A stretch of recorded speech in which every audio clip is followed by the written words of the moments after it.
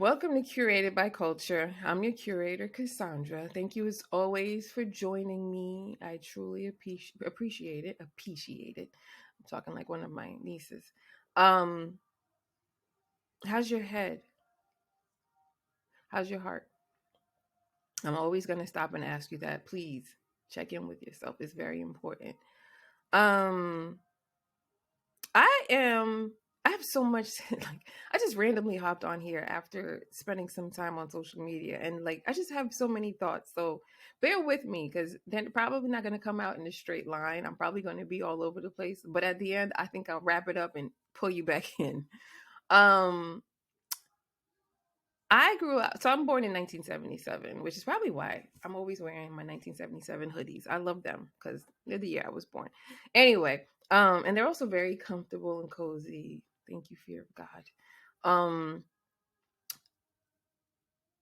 Being born and raised in that time, I feel so richly blessed. Like, if you know me, if you ever had a conversation with me, you know I'm the queen of nostalgia. Like, I love when I grew up.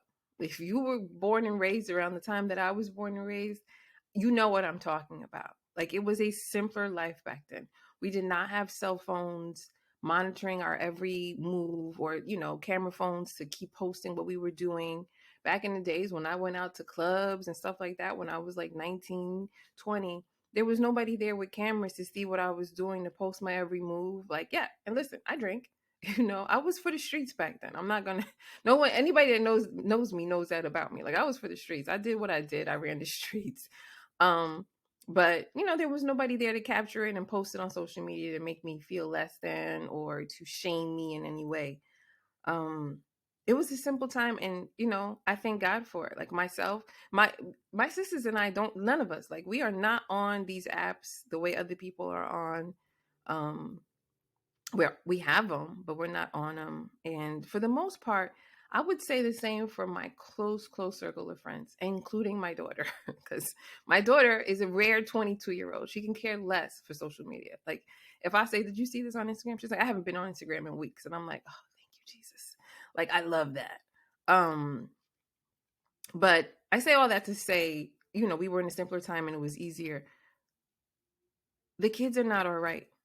These young kids are not all right. These young kids are literally, if you ask me, in the fight of their lives right now. Like, we are already in living in the battle of good versus evil. We are already in those times in the world. But when you drill down and you choose any social media app, I would say, but TikTok being the strongest one, I'm like, wow, you know? And if you recall, when TikTok first started, everybody was like, TikTok is for the kids. It's for the kids. It's for the kids. So us adults were like, okay, we're not going over there. What are they doing over there? They're just making dances that we can't make because, we just look silly doing it. All these other things. Well, in the midst of all that, the tides have changed a little bit, and it's not just dances. Now it's, full on groups attacking black young black men attacking black women. Um, their dating generation, but also their moms. Young black men are attacking the women who raised them for the way they became or how they are now, and all these other things. And I'm like watching it. Then I'm watching like people like, "I'm an atheist, come join me," and they're like on here telling you why you should be an atheist, and then you have all these little kids switching over to atheism. Like, it is a wild place to me. And I'm like, what is happening? You have young women battling each other live. Like, I don't understand the battles. Like, I'm praying someone listens to this and says, "Hey, listen, the battles are about X, Y, and Z," but I haven't made a sense of them yet. Like, why are you all doing this? What, they're on here for hours belittling each other for people to like them. And I get it. They're a culture of, and I almost said where, I'm not part of that culture. They are a culture of people who love to see anything negative happening in another person's life. And I say that for like the reality TV people. Reality TV rarely ever paints a good picture of a good family home life. It's always some sort of drama, some sort of throwing glasses or throwing water in somebody's face. "You cheated on my man. We're fighting." Like, that's all I see on reality TV, which is why I don't get how it's so popular. But I get it. I guess people just really want to see another person's demise, downfall, shame publicly. Weird. This is weird behavior to me. This is so weird. And I realize this is such a unique agitation because most people are like, I don't care. I just don't look at that stuff. I get it to an extent, but to the other extent, and I say this a lot for my generation. What am I? Am I Gen X? Gen Z? I'm Gen X. I never remember the titles for the generations. I'm part of Gen X. We have failed them. We have failed the millennials and the generation after that. Is that Gen X?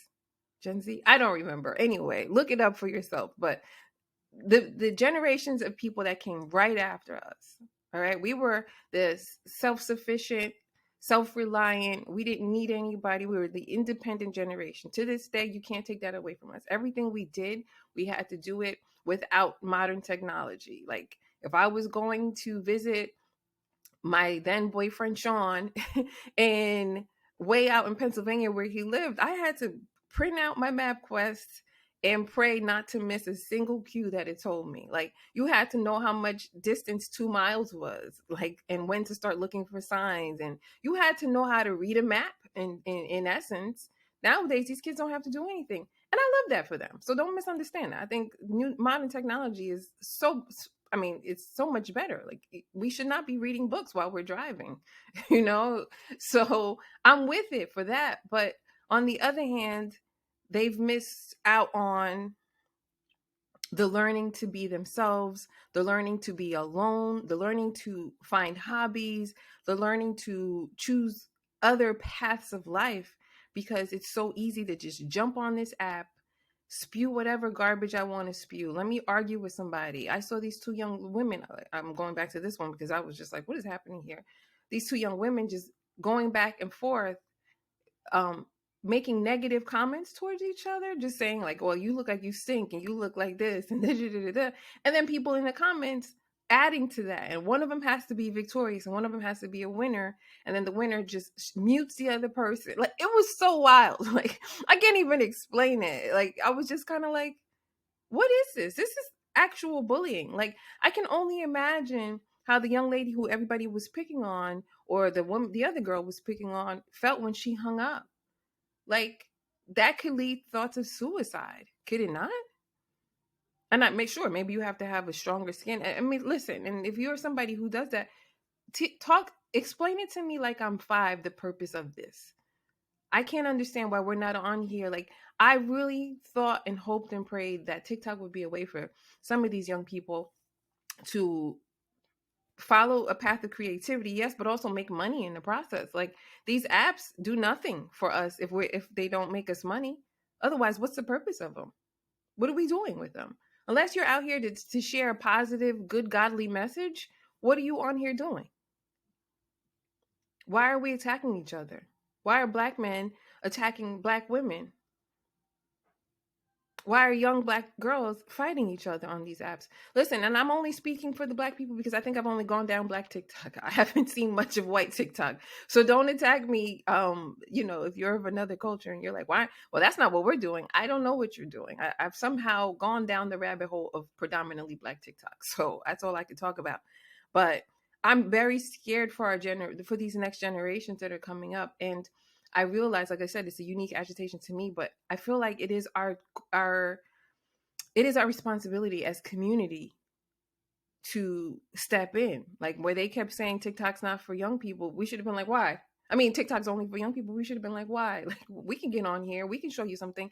I saw, and this might be a longer story, but I saw young men who, I don't know what happened to them in dating. Like, listen, ladies, we are very hard on men. I will say this, as a woman, we are very hard on the men we are not interested in, you know, and I get it. I am very much of the culture of the thought process, not the culture of the thought process that if I'm uninterested in a man, I find the nicest possible way to say, hey, listen, I don't think we would be good in relationally. I don't think it's going to work for me for whatever reasons. I also don't ever feel the need to explain my reasoning. I think in reality, if we tell somebody we're uninterested in them, that should be enough. But I always say, but I feel like we could be friends and I would love to be your friend. There is a nice way to tell someone you're uninterested in them, ladies.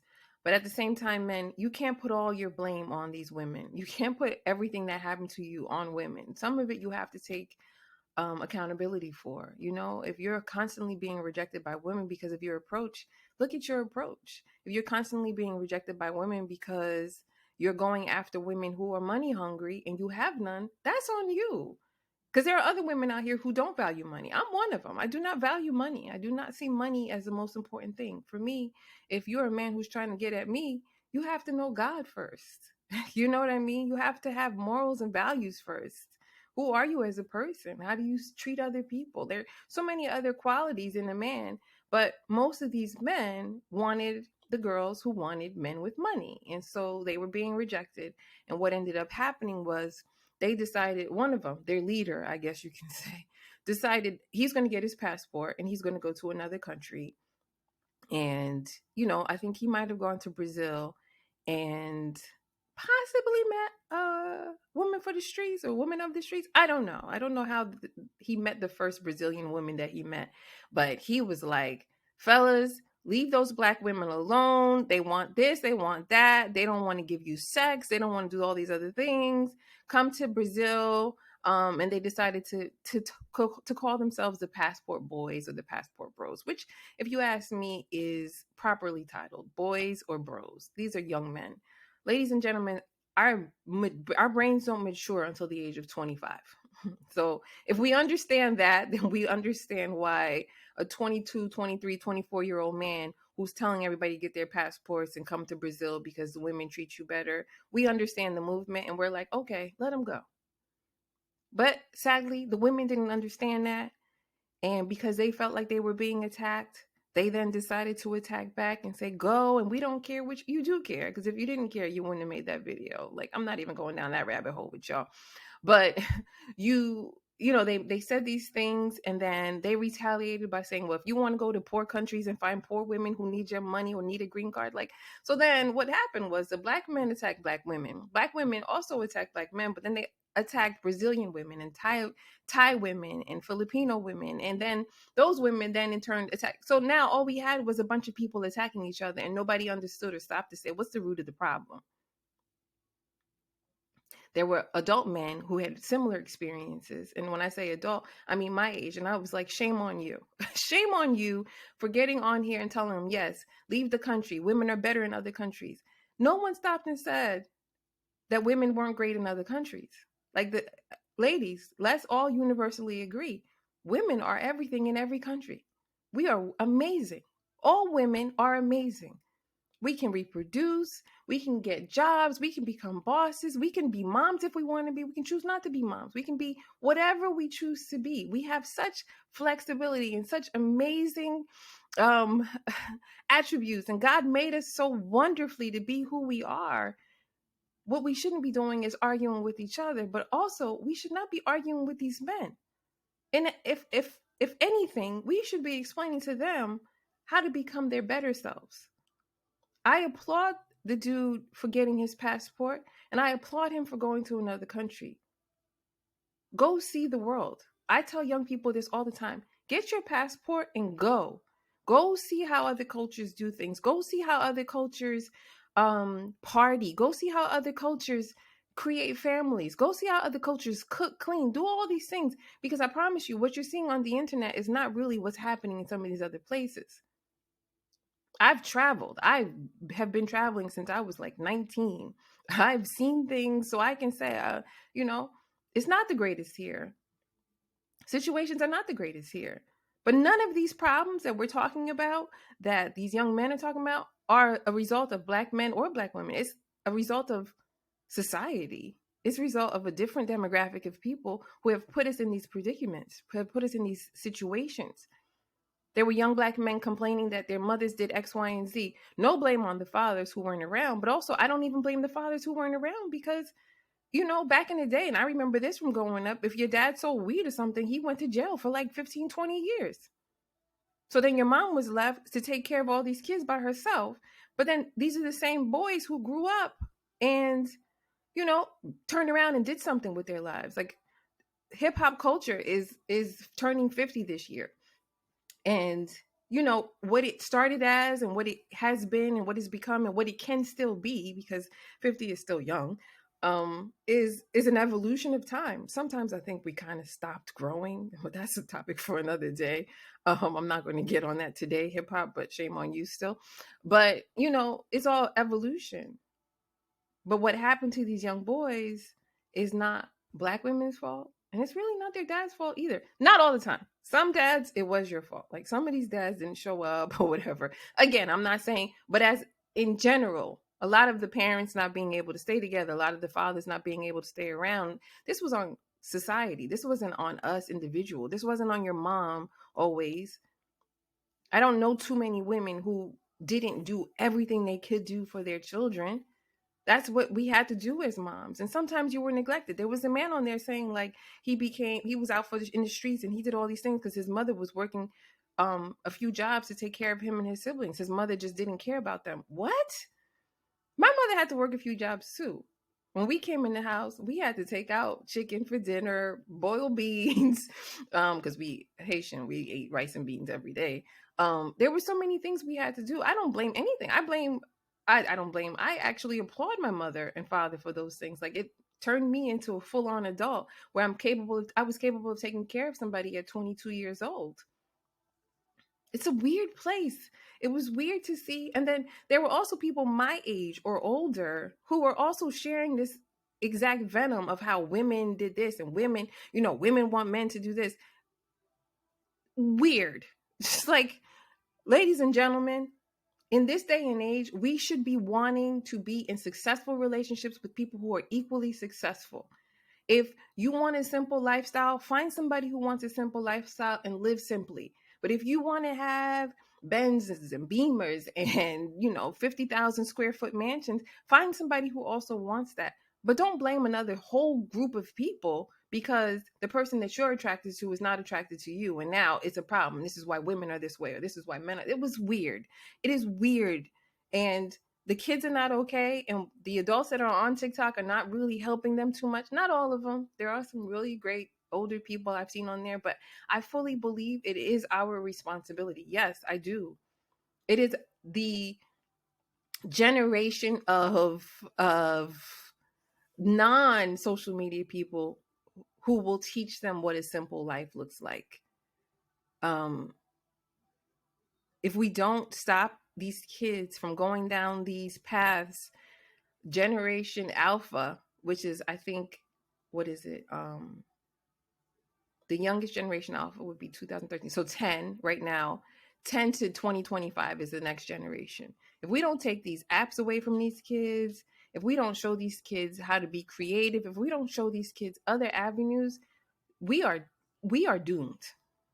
And I say this a lot for my culture because it's graduated from just Instagram being everybody is capping, everybody's on their line. You're only showing people the best parts of your lives. You're only showing people all the fun things you do. You're not showing them the struggle part of your life. Nobody was picking up. Like I wouldn't dare be like on here like, look at all this. I'm having to carry 50 boxes in the rain, like things that I had to do to grow my business basically. Nobody's showing anybody that on these apps. Right? So Instagram made this younger generation feel like, oh my God, like I have to work 20 times harder. Like, and I don't agree with that. I don't think we have to work. I think at the end of the day, you have to chase what is a goal to you, what is successful to you, whatever success looks like. Success doesn't have to be money. Success could be peace. For me, at this point in my life, success is peace. I feel successful if I have peace in all areas of my life, in my business life, in my family life, in my personal life. I feel like that's successful. I have God. My daughter knows God. My nieces and nephews and my sisters are thriving. My mother's amazing. That's success for me. Everybody's different, but then you have older people jumping on here. Let me tell you how to make money. I didn't show you how to make money. Money is the root of all evil. I promise you that. Money for good is a different thing. Like if you get money and God blesses you with it and you do the right things with it, that's a different story. But if all we're out here teaching this next generation of people is how to have millions of dollars and become a jerk, no, thank you. Get off. Shut down. Don't sell these products. I don't know. It's so weird. I'm all over the place. I realize it, but I'm just so scared for what's to come for this next generation of kids. as I was watching all of this stuff, I'm like, this is why suicide is at an all-time high. This is why gun violence is at an all-time high. Of course, as I was going through, I had to like find, because now I'm pulling out my receipts. I was like, when did gun violence really like ramp up? So, obviously gun violence has been going since the beginning of time. They have a history of school shootings since the 1700s. I'm clearly not going to go through all these, but I will do this. In the 1800s, it was always about a man and a woman. A woman said no to a man killed her. A woman divorced. Same in the 1900s and the 1930s. I'm going to go to the 1970s, which is a great year because it's when I was born. And that was the two most notable school shootings ever were in Jackson State and Kent State, done by police. Shocker. Are we shocked? No. Okay. Then after that, it ramped up. School shootings really became popular. Prepare for this. It wasn't even in the 90s because I don't think we were ever practicing like in elementary school. We were never practicing for things like school shootings. We were practicing for like if a fire happened or something like that, or whatever. But when you think about when it really ramped up, the 1900s, they said they saw a sharp increase in gun violence and in schools.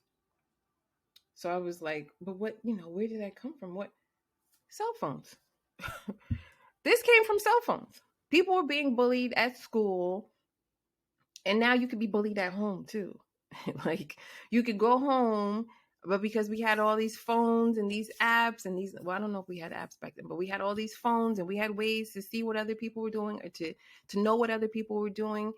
And so came gun violence because now people were calling each other, people were taking pictures of each other, people were doing all these other things, and it ramped up.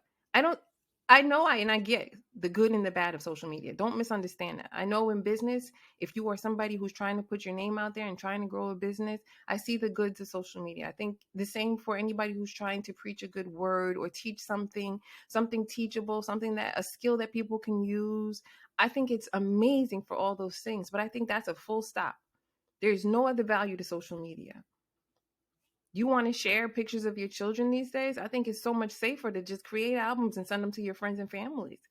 Like that's what my sisters and I do. We have albums and albums and albums of pictures on our phones. And that's it. We have shared albums. And I'm not telling you like, oh my God, we're the best. I'm just saying there's other ways to do what I think we think social media is doing for us. It's not doing that.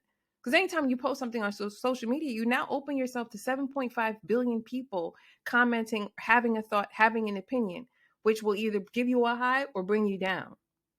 What is the purpose of that? Let me share these pictures with the people I know love me, love my kids. That makes better sense to me. If you are in my generation of people, it is our responsibility to step into these apps, step into these programs, and really try to show them a different way. I always jump into these little rooms with these kids, and I realize I'm the old woman, but I'm like, but there were the two girls and two guys, and they were like arguing with each other about something that happened. Like they know each other, okay? They weren't like strangers on the internet. They know each other, but they wouldn't let this one boy talk. And I literally stopped and said, well, let's hear what he has to say. Maybe his opinion. And he thanked me and said what he had to say. And they were like, well, we didn't think that. It's all about perspective, So even in with the passport bros and the passport boys, I think if we listened as women to what they were saying, we can say, okay, so you were likely rejected here. Like the first guy, it sounded like he was being rejected by women constantly. And all the women were like, he's this, he's that. They used the R word. It was so weird. I was like, is this acceptable? Like, what's happening here? They're using these words, but no one stopped to say, well, what happened to him? Turns out he was talking to another dude. Turned out that his mom was of that lifestyle where she was marrying men for money, and he had been exposed to pornography at the age of 6. So he was really a sex crazed young man. He's like, women here don't want to have sex with you. They want your money, but they don't want to have sex with you. And I mean, if I'm listening to that, I'm hearing that something happened traumatic to you at a young age, and it is now spilling into your adult years, and you think that love equals sex. And you need to know that those things are not, no, love is, sex is not love. Sex is an act. It's not love though, you know? Like, you're a man and you're out here and you're wild. You were introduced to pornography at the age of 6 and you are believing that every time you take a woman out, she owes you sex. When that's not, that's dating. Dating is gathering data. These women were trying to date you and you were mad at them because they wouldn't give you sex after you took them out. And so you went on TikTok and created a group and said, they do this in Brazil because you went to Brazil and you took these women out and they had sex with you, but they were sex workers. You paid for it. She might have needed a meal and your payment was enough. Whereas here, a lot of these women don't need a meal. So you're taking me out. You weren't dating there. That's prostitution. But that's all these women heard. And they were like, you're going to it was weird. We need to stop, ladies and gentlemen. We need to stop and listen to each other. Listen to what he was saying. In me listening to what he's saying, I had full on empathy for him. I think his approach was horrible. I think there's a better way to handle these situations, but there's nobody there to guide him. His mom was one of these women who wanted men for money. So his dad wasn't in the picture. His mom, all he saw from his mom was what he saw from his mom. I don't even blame his mom. If that was what you had to go through to make a way of living for your children, so be it. Are there some parts of it that are horrible? Absolutely. This is where we are now. This is where the healing starts. This is where you say, okay, son, this is where an older man stops and says, listen, young man, listen, I understand what happens to you, but sex is not everything.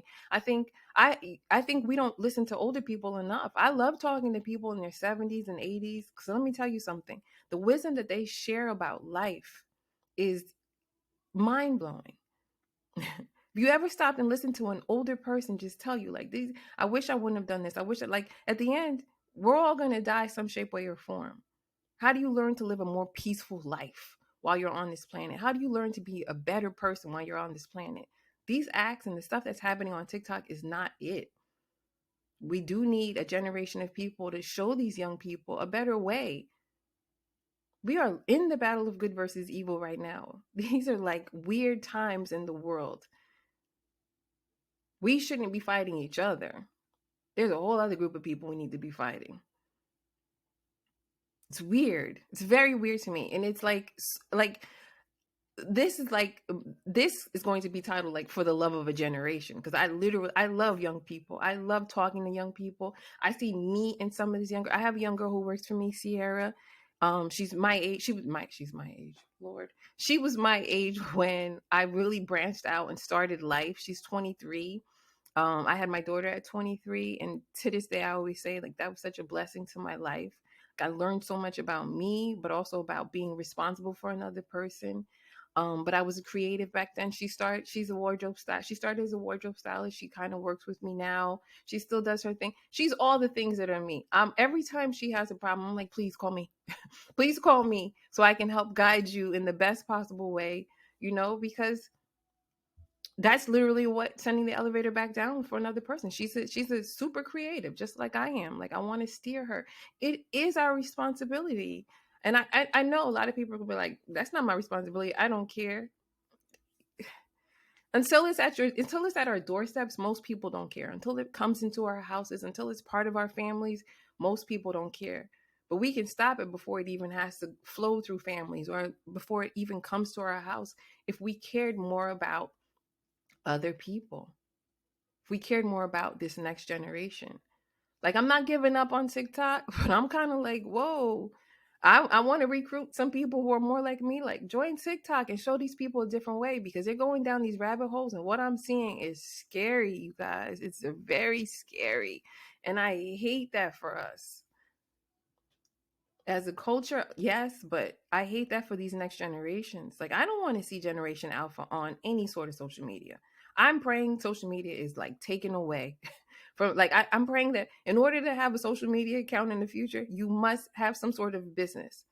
All this other stuff that it has gotten weird, where it's like, you can't even post a picture without people. Like, I see people posting things. The second somebody says something negative, they take it down. They're crying. They're in tears. It's too much.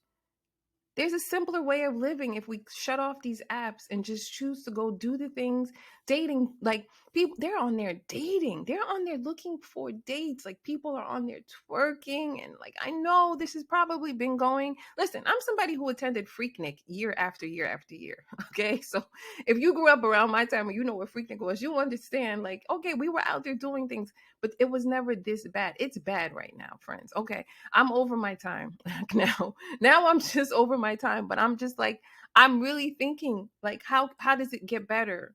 How do we stop and listen to this next generation of people and say, hey, listen, we're going to help you with this.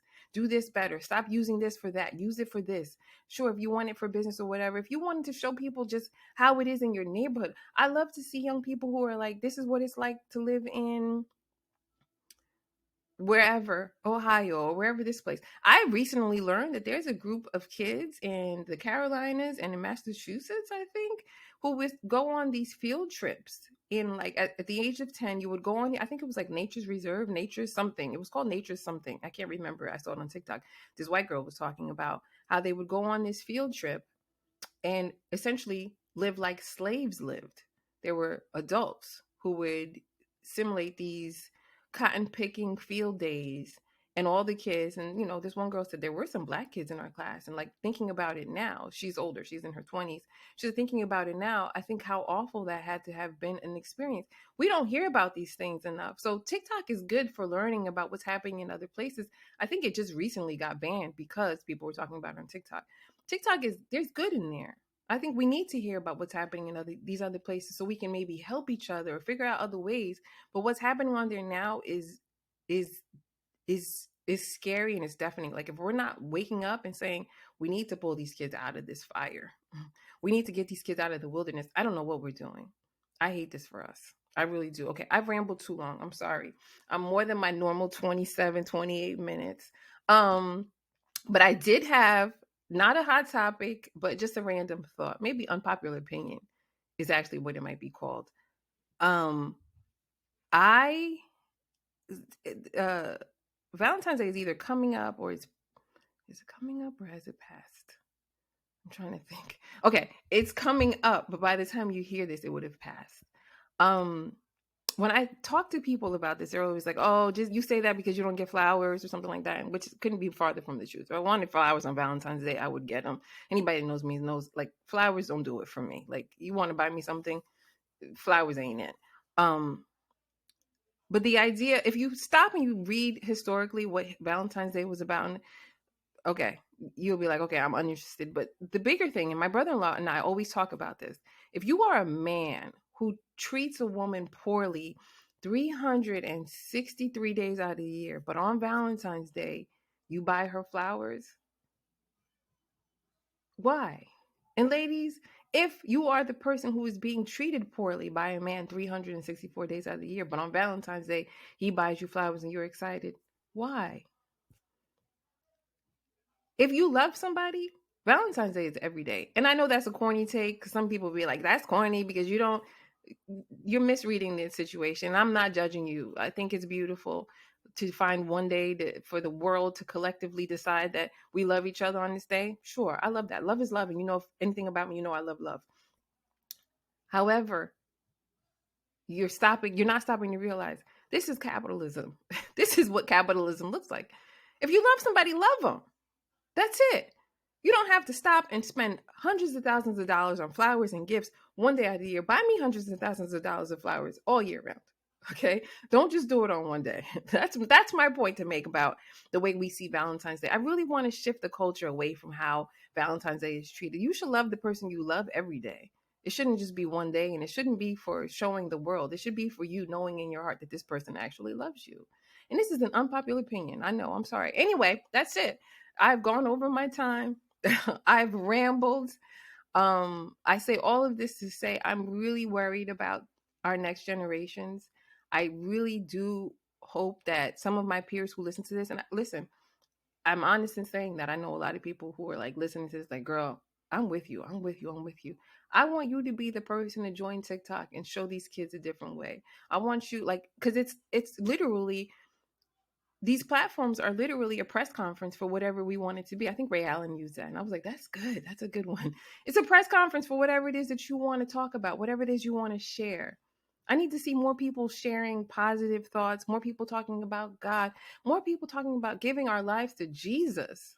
If you have Jesus, you have peace. How about we sell something on that? How about we talk about that? The peace in knowing Jesus. We don't have enough people on there doing these things, and I'm scared for this next generation of kids. Anyway, again, because I could talk about this all day. Thank you for listening. I'm sorry for rambling. Everything. I'm on TikTok, as you know. I'm on Instagram, curated by culture Instagram. I have my business Instagram too, but these two things are completely unrelated. Anyway, thank you guys for listening. I love you guys so much. I love you, Ma. Call me.